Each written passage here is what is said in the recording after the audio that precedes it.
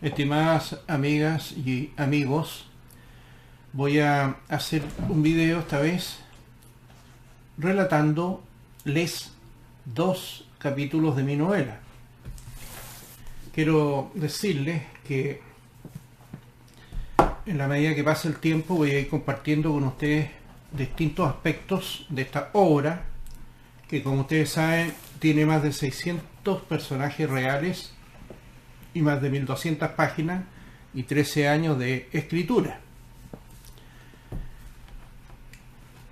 Les quiero explicar que los 100 ejemplares que imprimí se vendieron a toda velocidad. Solamente me queda este que me dejé para mí. Y ya estoy en proceso para publicar una segunda edición.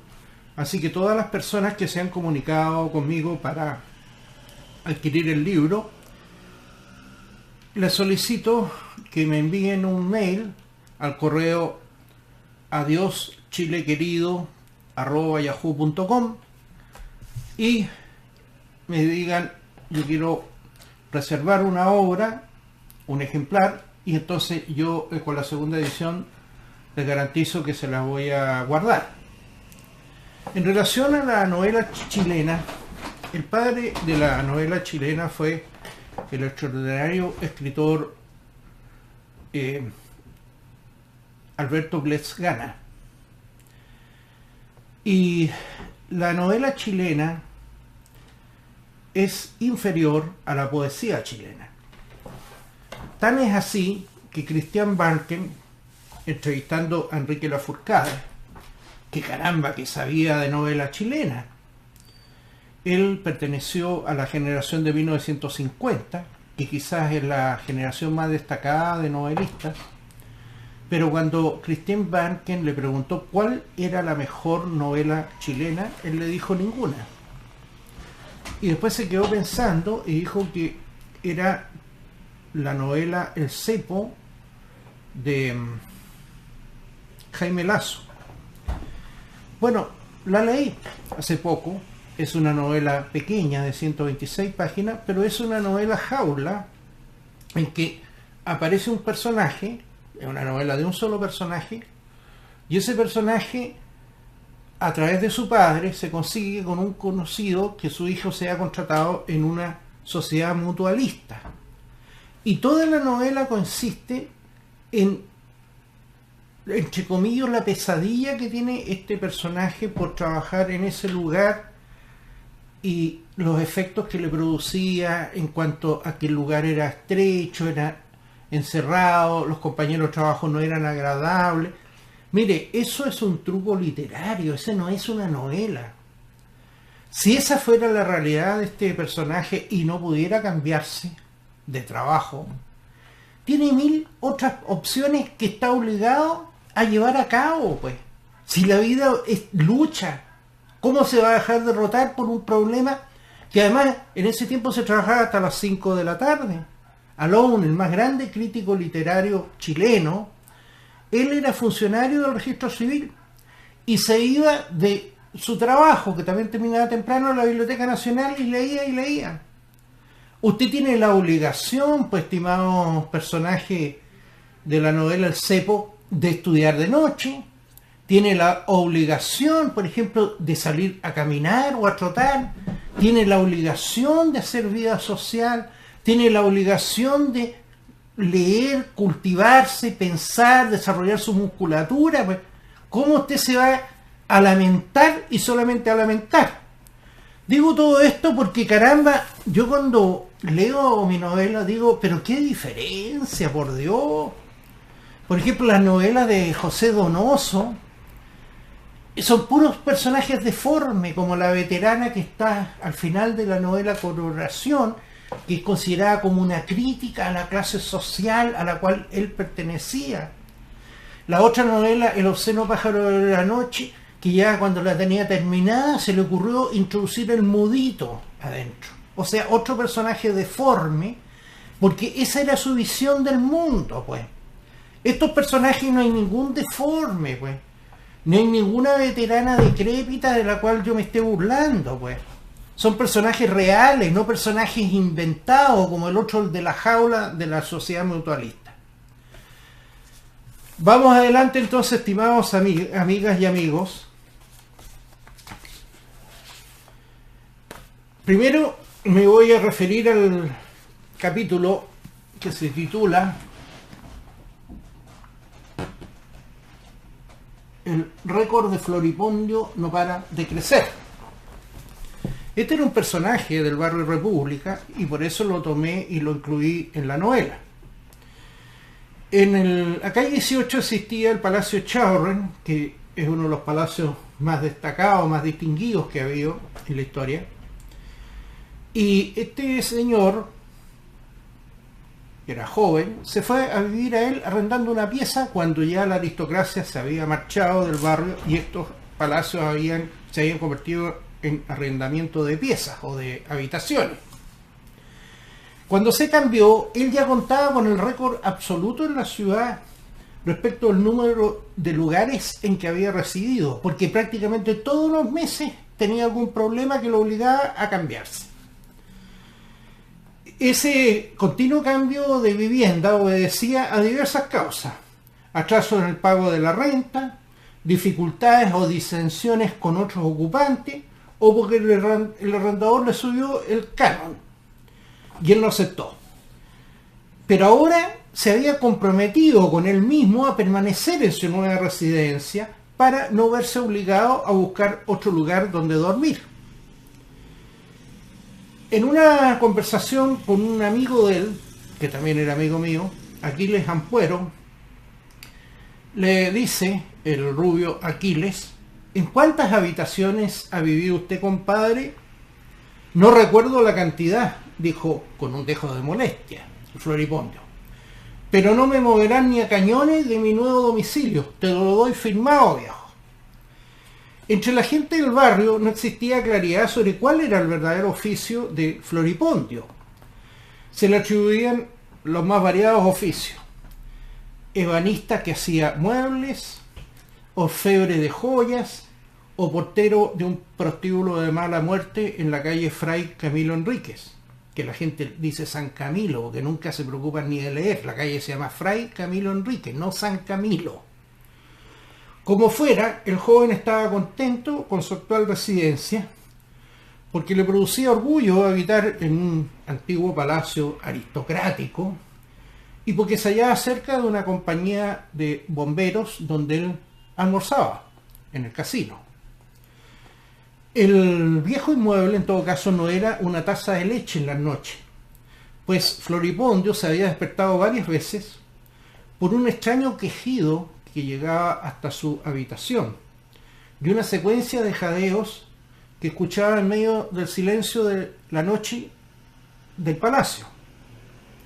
Y esto estaba acompañado de una luz mortecina que se filtraba por debajo de la puerta de su habitación. Pero fiel a su promesa, optó por permanecer en cama y se volvió a dormir en estas ocasiones. La casa, por su parte, estaba habitada por personajes bastante extraños. Había antiguos cazadores en el África, luchadores jubilados, viejos tabures que habían perdido toda su fortuna en el juego.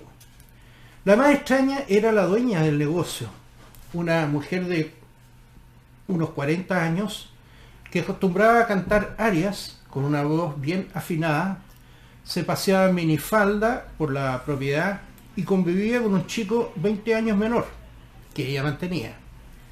Aseguraba haber bailado en el Moulin Rouge de París y, para ratificarlo, le exhibía las piernas al interlocutor, que las contemplaba admirado porque en realidad eran muy hermosas. Pero quien más inquietaba a Floripondio era su vecino de habitación, un hombre delgado de unos 60 años que usaba un pequeño bigote recortado que parecía dibujado con delineador de ojos sobre el labio superior.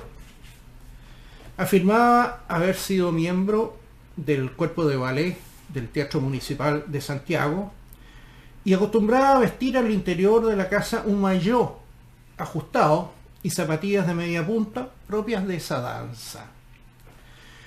Cuando pasaba por su lado con estos atuendos, el chico se detenía a contemplarlo, lo que lo convenció que se había arrancado del manicomio y que permanecía oculto en este palacio para no ser devuelto a él en la ambulancia del establecimiento. Pese a sus precauciones, los extraños quejidos nocturnos y la luz mortecina siguieron haciéndose presente, pero él se mantuvo firme en su decisión de no salir de su habitación, aunque el mundo se viniera abajo. «Compadre, lo felicito. Logró mantenerse un mes en su actual residencia», le dijo Aquiles un día en que conversaban en el negocio que tenía Aquiles de venta de flores, en la calle Almirante La Torre. «Es todo un récord», le dijo, palmoteándole la espalda. «Uno aprende de sus errores», le respondió Floripondio. «Por fin encontré el lugar que buscaba y no me moveré de ella aunque traten de sacarme con una grúa». Después de despedirse, Aquiles se encontró con un par de amigas, fue a tomarse unas copas a un bar y por primera vez llegó más bebido de la cuenta al Palacio Chaurren. Y cuando ingresó, ascendió aferrado a la baranda porque tenía una escalera alta y larga que llevaba desde la calle hacia el segundo piso. Y él, a paso lento y titubeante, llegó al segundo piso, con su poco de alcohol en el cuerpo, obviamente.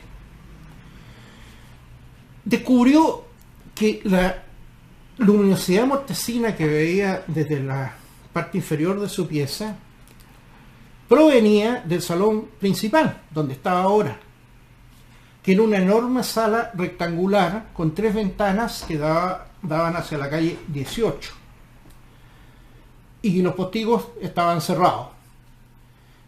Distinguió algunos objetos en medio de la penumbra, como los pesados muebles que había, los solemnes cuadros y un enorme piano de cola ubicado en un rincón. Ahí se dio cuenta que el brillo misterioso provenía de la inmensa lámpara de lágrimas que pendía del cielo de la habitación. Pero en ese momento sucedió algo inesperado. Su vecino de habitación se introdujo a hurtadillas al living y se paró debajo de la lámpara. Vestía su habitual maillot o malla de bailarino y permaneció sin mover un músculo durante varios minutos. El reloj de la pared, mientras tanto, marcaba los segundos con precisión metálica. Tic-tac, tic-tac. Floripondio podía oír los latidos de su corazón.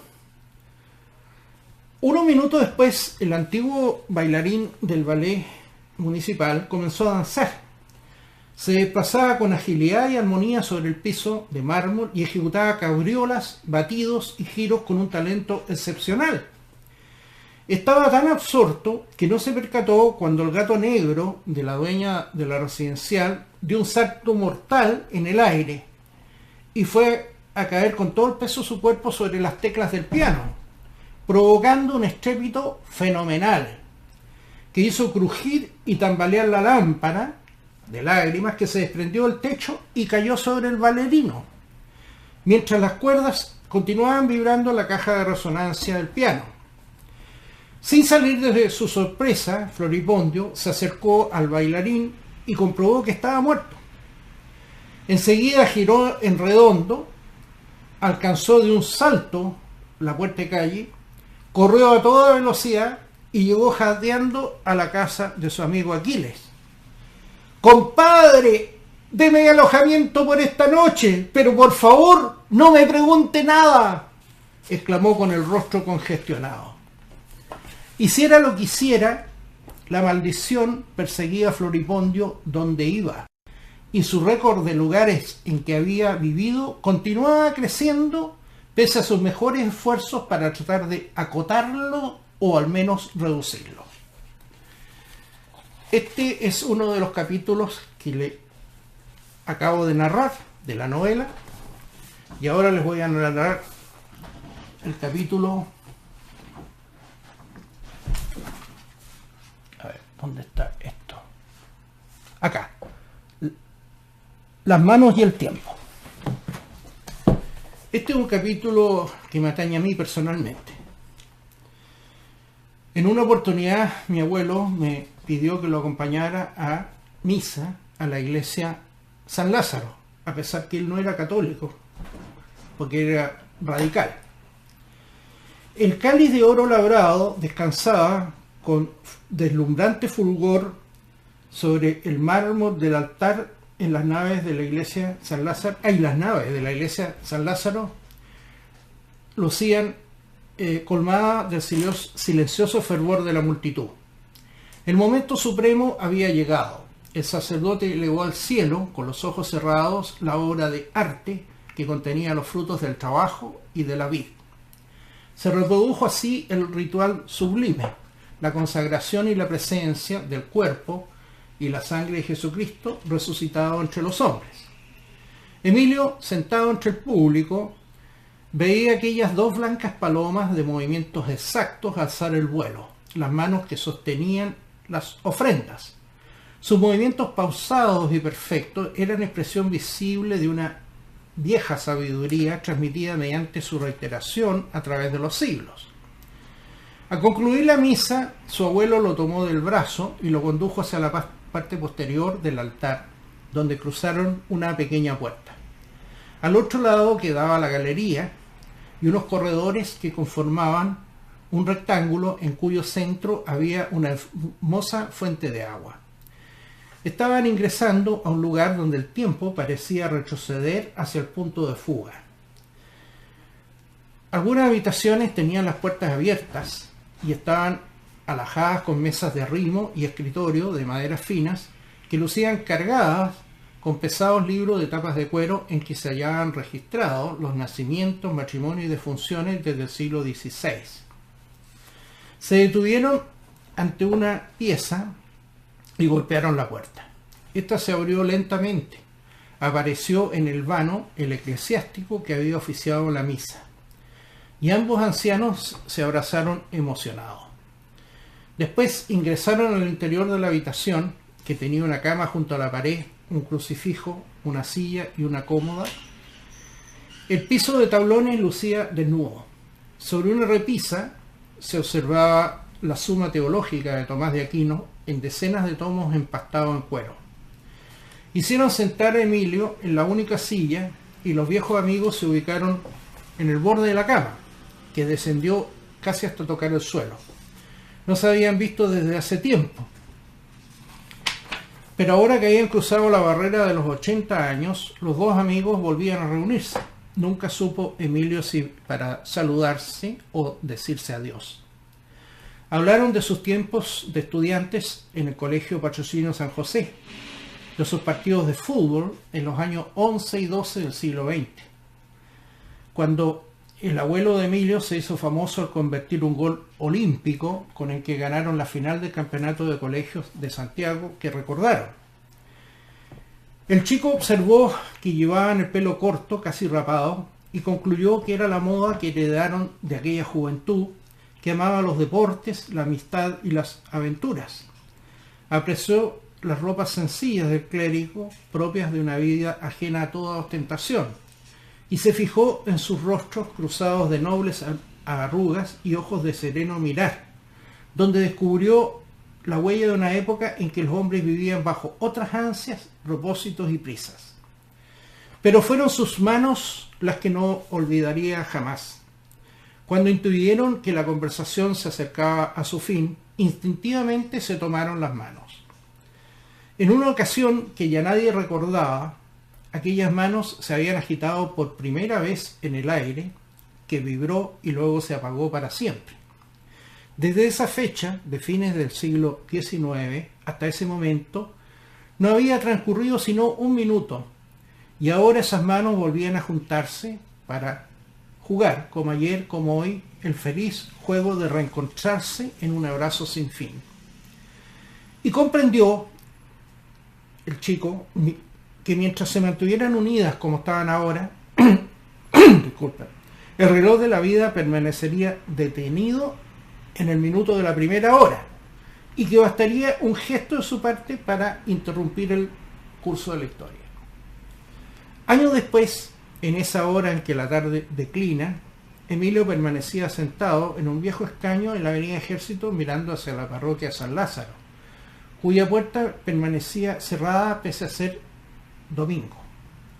El siglo había conducido al abuelo y al sacerdote Luis Bascuñán Edwards hacia un lugar desconocido, pero en aquella celda vacía, donde estuvo hace años el chico, la huella de aquellas manos que se cruzaron para decirse adiós quedó esculpida en un rincón del espacio que no podría ser destruido por ninguna medición del tiempo. Estimadas amigas y amigos, gusto de haber estado con ustedes y nos vemos en un próximo video.